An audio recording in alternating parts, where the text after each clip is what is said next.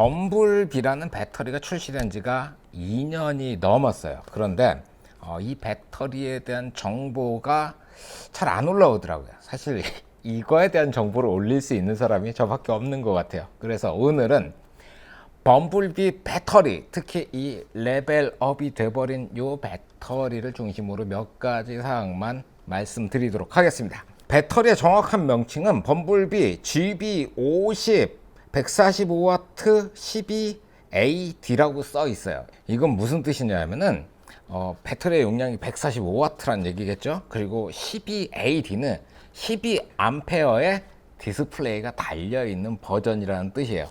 자, 젠트리에서는 몇 가지 종류의 배터리를 판매를 하고 있어요. 일단 제가 갖고 있는 젠트리 중에 일부를 갖고 나왔어요. 몇 개는 지금 촬영 나가 있고 정말 보기만 해도 끔찍하게 많죠. 요 정도 사이즈가 100W 배터리예요. 그리고 요 사이즈가 200W 배터리예요. 그리고는 요 녀석이 300W 배터리예요. 그리고 요 밑에 안에 숨어 있는 얘가 400W 배터리예요. 뭐 정확하게 따지고 들어가면 뭐 420W, 290W, 295인가? 그리고 198W, 98W 이렇게 되어 있는데 사실 뭐 비스무리해요. 그래서 요 정도의 배터리를 판매를 하고 있는데 여기에서 요 사이즈에 안에 들어가 있는 셀의 용량을 좀 낮춰가지고 150W짜리를 판매를 하고 있는 것도 있었어요. 그거는 이제 비행기에 가지고 탈 수 있는 용량이니까 그렇게 판매를 했었는데 그냥 이렇게 생각하시면 되는데 요 사이즈의 배터리들이 크기가 크잖아요. 그래서 레드에 V랩터라는 카메라가 나왔는데 이걸 장착하려고 보니까 이 구멍은 맞는데 이 마운트 자체가 좀 작아가지고 들어가다 걸리더라고요. 그래서 요즘에는 이제 V랩터 뒤에 어댑터를 꽂아서 이 사이즈의 배터리도 꼽을 수 있게 만들어졌는데 예전에는 없었어요. 그래서 나온 게 요 미니 사이즈의 배터리라고 보시면 돼요. 그런데 이 배터리를 레드 랩터를 쓰시는 분들만 쓰기에는 랩터의 시장이 그렇게 크지가 않잖아요. 그래서 여기저기 사용할 수 있도록 이제 개선판이 나온 게 이 버전이라고 보시면 되겠습니다. 사실 배터리라는 거는 크면 클수록 굉장히 유리해져요. 이 400W급 배터리만 하더라도 이 안에 삼성의 18650 3500mAh로 꽉 차 있는데 셀이 굉장히 많다 보니까 이 암페어, 그러니까 저항이 굉장히 심한 장비들이 있을 거 아니에요. 뭐 조명이라든가 모터라든가 뭐 이런 것들이 있는데 그런데 사용을 했을 때도 배터리에 무리가 없도록 만들어져 있어요. 특별히 이 버전 같은 경우에는 이 출력 단자를 보면은 이 플러스 단자가 두 개가 있고요, 마이너스 단자가 두 개가 있어요. 일반적인 배터리 같은 경우에는 플러스 하나, 마이너스 하나 이렇게 있는데 각각의 단자를 더블로 만들어 가지고 저항을 더 높였다는 거죠. 흔히 자동차에 설치하는 카 오디오 같은 것들 보게 되면은 막 전선을 막 이만한 걸 사용하고 그러잖아요. 그 이유가 자동차는 기본적으로 12V 전기를 사용하는데 이 앰프 같은 게 막 1000W, 2000W 이런 게 들어가게 되면은 암페어가 높아지니까 전선을 두껍게 사용하게 되거든요. 그거랑 마찬가지로 얘도 그런 점을 상정해 가지고 이 출력 단자를 이렇게 높여 놓은 거예요. 배터리가 크면 클수록 좋다고 말씀드린 첫 번째 이유가 그거예요. 어디에 갖다 꽂아도 충분히 버틸 수가 있으니까. 이 녀석 같은 경우에는 뭐 600W 조명 뭐 이런 데에도 컨버터를 이용해 가지고 전원을 집어넣어도 배터리에 무리가 없어요. 그런데 다른 배터리들은 600W에 이거로 커버가 안 되죠. 그래요. 그리고 두 번째 이유는 뭐냐면은 촬영할 수 있는 시간에 관련된 부분이에요. 요거는 소니의 ZV-E1이라는 카메라예요. 이 안에는 FW100이라는 배터리가 들어가죠. 요 녀석을 여기다 꽂으면 2시간 정도 촬영이 가능해요. 그 전에는 FW50 뭐 이런 거 사용했었는데 그거는 뭐 1시간 정도인데 FW50을 사용했을 때는 항상 그 촬영 시간 때문에 가슴이 조마조마했었어요. 좀 있다가 딱 끊어지니까. 그것 때문에 FW50에다가 더미 배터리 이렇게 꽂아 가지고 외부에서 전기를 집어넣는 장치 같은 것도 사용을 했었고, 그리고 FW100으로 와가지고 2시간이 됐으니까 이 정도면은 촬영할 때 배터리에 신경을 안 써도 되겠지라고 생각을 했는데 좀 전에도 3시간짜리 촬영을 하나 했어요. 중간에 배터리 갈아 끼웠어요. 이 정도 되면 충분할 거라고 생각을 했는데 막상 촬영을 해보면은 야, 이것도 이제 간당간당할 때가 있거든요. 그 무슨 소리냐면 배터리가 크면 클수록 촬영을 하면서 신경 써야 될 부분이 하나가 줄어든다는 얘기예요. 그러니까 촬영을 하면서 이 촬영에만 집중할 수 있다는 거죠. 장비에 별로 신경을 쓰지 않아도 된다는 그런 말씀인 거예요. 그런 면에서 요 녀석 정도 되면은 그냥 카메라 자체만 전원을 공급했을 때 대략 한 6시간에서 8시간 사이? 저도 이 카메라에만 전원을 공급해 본 적이 없어가지고 정확한 데이터는 없는데 닌자랑 같이 사용을 하면은 4시간 조금 넘게 사용할 수 있더라고요. 요 정도만 해도 촬영할 때 배터리에 신경을 안 써도 된다는 장점이 있는 거죠. 자, 여기에 집중을 해가지고 계속 진행을 해봅시다. 자, 젠트리 배터리에는 메인으로 3가지 특징을 가지고 있어요. 첫 번째가 로우 임피던스, 그리고 쇼트 프루프, 쇼크 프루프, 이렇게 3가지를 얘기를 하는데, 그 로우 임피던스라는 게 뭐냐면은 이 배터리 내부의 저항이 적어요. 그렇다는 얘기는 배터리에서 전기가 나오면서 저항이 있으면 발열이 생기거든요. 발열을 극도로 낮추었다는 얘기예요. 이걸 열어보면은 까봅시다. 자, 배터리를 까고 있어요. 혹시라도 이거 뭐 해외에서 사용하시다가 배터리에 긴급한 문제가 생겨서 부품을 주문해 가지고 수리하시는 분들을 위해서 까는 법도 보여드리자면은, 요거 가운데 그 볼록 튀어나온 별나사고 4개를 풀고 난 다음에 요 밑에 전원이 나오는 이 단자를 잡고 여기를 살살살살 이렇게 비틀어서 올리세요. 그러면 요 전원 단자는 아래에 있는 기판이랑 붙어 있는 거고요. 그리고 위판만 이렇게 떨어져 나와요.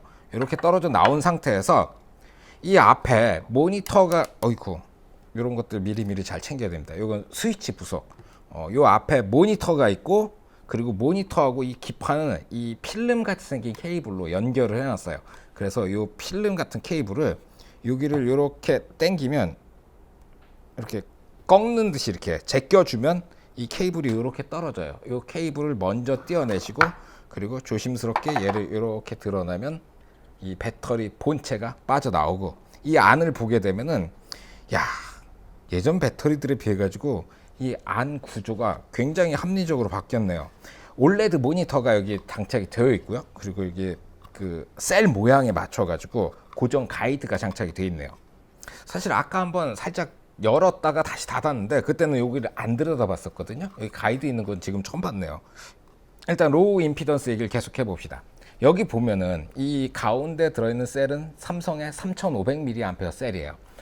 18650 중에서는 가장 안정적이고 가격도 비싸고, 그리고 전압 출력 특성도 훌륭하고 그런 셀입니다. 그걸 4개씩 엮어가지고 3층으로 만들었어요. 그러니까 12개의 셀이 들어가 있고, 셀을 붙잡고 있는 이 컨테이너, 그러니까 각각의 셀을 이렇게 붙잡고 있는 충격 흡수 소재 뭐 그런 것들이 좌우로 달라붙어 있고, 거기에 니켈 판으로 이것들을 붙여놨어요. 그리고 스팟을 쳐놨는데 이 공장이 저희 동네에 있어요. 그래서 제가 가서 봤는데 스팟 기계가 진짜 생각보다 무식하게 큰 걸 사용하시더라고요. 그 정도 해놓으면 스팟을 뜯어내는 것도 힘들고 스팟 자체도 굉장히 튼튼하게 붙는다고 하시더라고요. 거기에 이 니켈 판을 좀 비싼 걸 사용하고 계신 거예요. 이게 중국산 뭐 저렴한 니켈 판이 아니고 다른 나라의 좀 비싼 니켈 판이고, 그리고 니켈 판하고 이 보드하고 연결이 되어 있는데, 이 보드하고 연결된 부분은 일자로 그냥 타이트하게 붙여놓은 게 아니고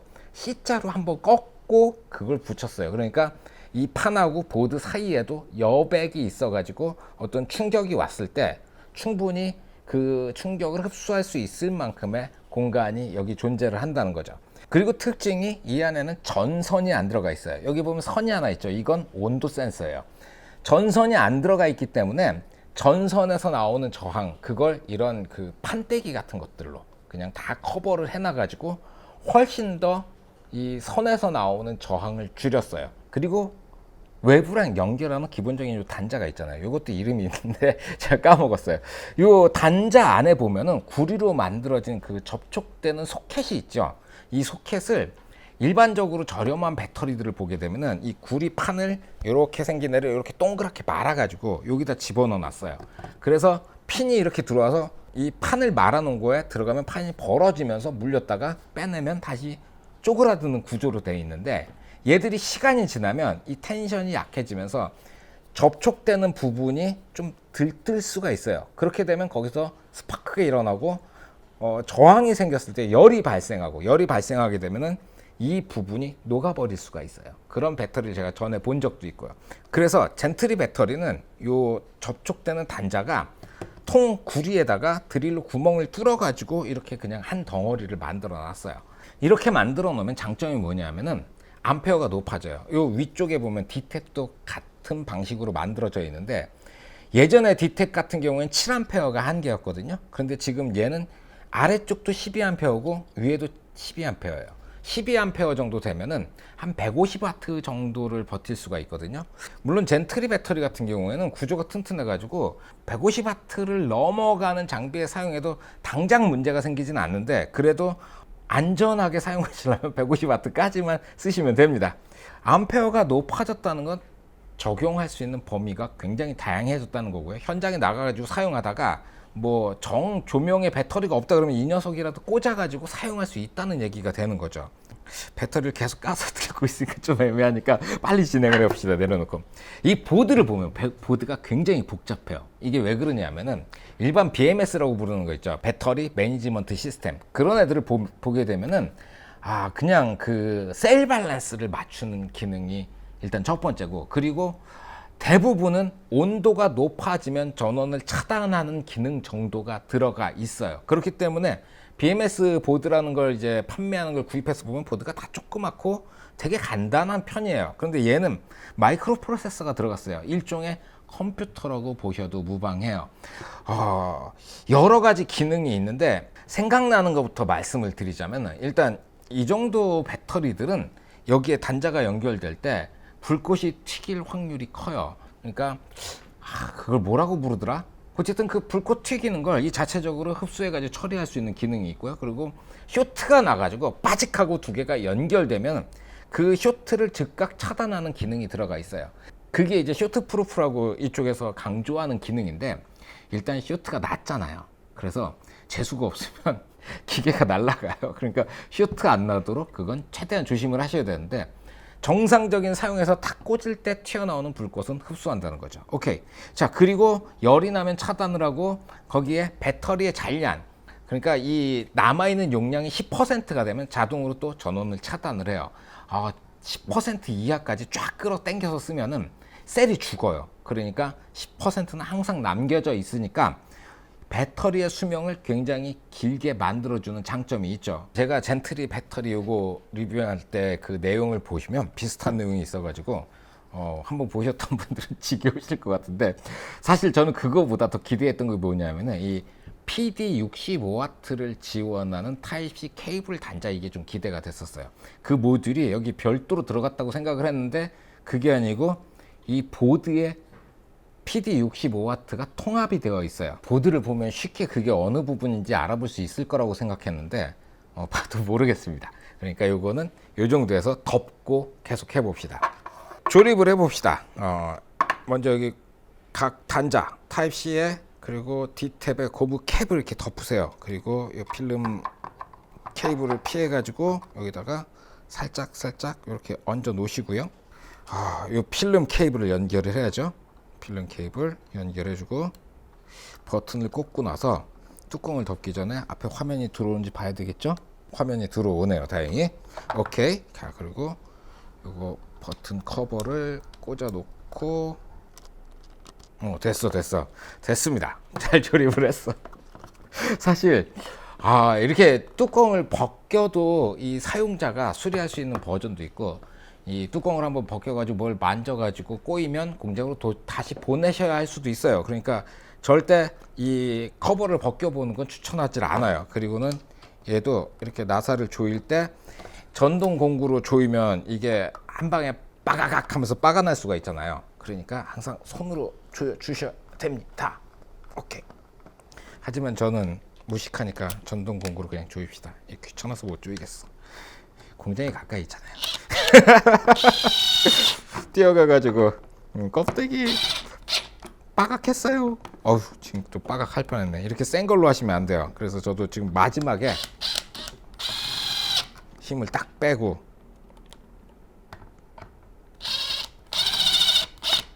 오, 괜찮지? 오케이. 됐습니다. 그리고 쇼크 프루프나 쇼트 프루프 같은 건 옛날부터 다 여기 들어있던 내용이거든요.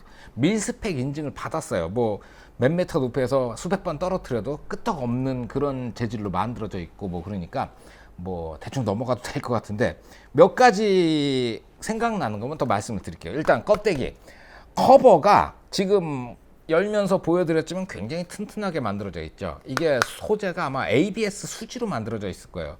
ABS 수지 같은 경우에도 그 배합 비율에 따라 가지고 84도에서 92도인가 뭐 그 정도까지 내열 성능을 갖고 있다 그러더라고요. 이것도 이제 난연 1등급 소재로 만들어져 가지고 안에서 적당히 열이 나는 거 아예 녹지도 않고 불에다 집어 던져도 얼마간은 버틸 수 있을 정도로 그 정도의 소재라는 거죠. 원래 ABS 수지 자체가 금속으로 만들어야 될 부품을 좀 가볍게 만들기 위해서 플라스틱으로 처리할 때 사용하는 소재여가지고 꽤나 단단한 껍데기를 가지고 있습니다. 그리고 이 앞에 이제 화면이 달려 있잖아요.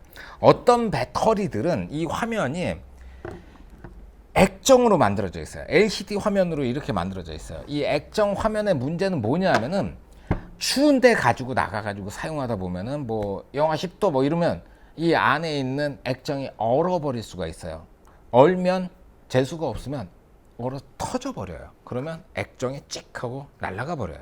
그러면 돈 들어가요. 그런데 얘 같은 경우에는 초음파로 여기를 다 붙여놨거든요. 이것처럼 나사로 붙여놓은 게 아니어가지고 얘는 깨져도 AS가 안 돼요. 이건 소모품이라서 이 배터리는 제가 한번 영상에서 소개해드린 적이 있는데 좀 불만이 많은 게 이거 여러분 분명히 안에 18650 4개 들어가 있단 말이에요. 제 옆에다가 요거 그 770 배터리를 꺼내놨는데 이것도 18650 4개 들어가 있어요. 그러니까 얘나 용량이 똑같아가지고 야 밖에 나가서 쓰는 기가 참 애매하단 말이죠. 그래서 요즘에는 요거 잘 안 쓰고 있는데 어쨌든 여기에 들어가 있는 건 액정 화면이 아니고 요거 자체가 OLED로 만들어져 있어요. 그러니까 자체적으로 발광을 하는 LED이기 때문에 액정이 아니라서 뭐 영하 20도, 영하 40도 뭐 이렇게 뭐 북극에 가져가도 이게 터져가지고 날아갈 일이 없어요. 그러니까 OLED의 장점이 충분히 있고 그리고 굉장히 밝고 뚜렷하고 화면을 이렇게 보면 지금 뭐 46% 잔량 나오고요. 그 옆으로는 시간이 나와요. 그리고 분이 나와요. 시간과 분을 좀 같이 해주지. 이게 아마 안에 들어가 있는 회로가 이렇게 돼 있나 봐요. 그리고는 지금 몇 볼트 나오고 있고 그 옆에 몇 암페어로 전원을 사용하고 있다가 여기 표시가 되고요. 한 번 더 누르면은 화면이 바뀌거든요. 이건 뭐냐면은 여기 D탭으로 나오는 전기 그리고 PD로 나오는 전기가 지금 얼마나 나오고 있는지 여기를 표시를 해줘요. 그리고 그 밑에 배터리 온도 지금 27도네요. 화시 80도 이런 거 표시를 해줘요. 근데 이 온도 같은 경우에는 0도에서부터 위로만 표시가 된대요. 그러니까 영하는 표시를 안 해주니까 안타깝게로 온도계로 사용하시기엔 조금 애매하네요. 자, 이렇게 해서 범블비 배터리의 주요 특징에 대해서 대략적으로 설명을 해드렸는데 저도 전기나 배터리의 전문가가 아니고 이 동네에 있는 배터리 공장에 몇 번 왔다 갔다 AS 받으러 다니면서 거기 엔지니어 분하고 얘기를 좀 하면서 배웠던 그 정도여가지고 더 깊은 내용에 대해서는 저도 말씀드리기가 쉽지가 않네요. 만약에 말씀드린 내용 중에서 오류가 있다거나 이러면은 댓글로 좀 알려주십시오. 오늘은 여기까지 하겠습니다. 수고하셨습니다. 필승! 자, 오늘은 GV-E1 카메라를 장시간 쓸 수 있는 세팅을 해보도록 하겠습니다.